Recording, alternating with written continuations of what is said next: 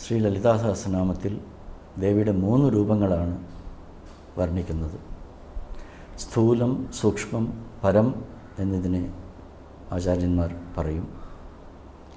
സ്ഥൂലമായിട്ടുള്ളത് കരചരണാദികളോട് കൂടിയിട്ടുള്ള രൂപമാണ്. ദേവിയുടെ വിഗ്രഹങ്ങളൊക്കെ നമ്മൾ കാണുന്നു. ദേവിയുടെ രൂപത്തിലുള്ള മഹാപുരുഷന്മാരെ നമ്മൾ കാണുന്നു. ചിലർ ദേവിയുടെ ശബ്ദം കേൾക്കാൻ പ്രാപ്തരാകുന്നു.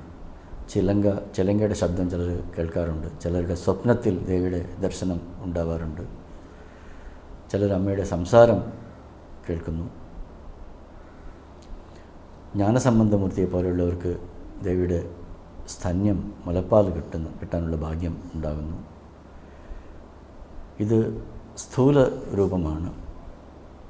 ഇതിൻ്റെ സൂക്ഷ്മ രൂപമാണ് ദേവിയുടെ മന്ത്രസ്വരൂപം. എല്ലാ മന്ത്രങ്ങളിലും അതിൻ്റെ സാരബോധയായിട്ട് ദേവി കുടികൊള്ളുന്നു.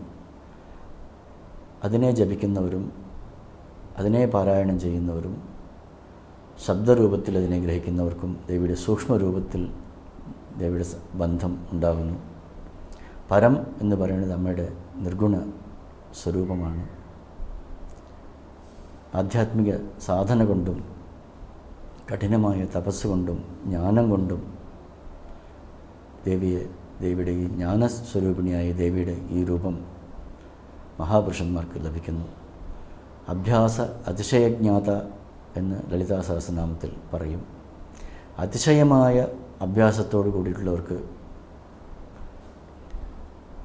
പ്രാപ്യമായവൾ, അഭ്യാസ അതിശയം കൊണ്ട് അറിയപ്പെടുന്നവൾ എന്നാണ് അതിൻ്റെ അർത്ഥം. കഠിനമായ തപശ്ചര്യ കൊണ്ട് മാത്രമാണ് സാധകന്മാർക്കാണ് ദേവിയുടെ അനുഗ്രഹം ഏറ്റവും കൂടുതൽ ഉണ്ടാകുന്നത് എന്നാണ് ഇതിൻ്റെ സൂചന.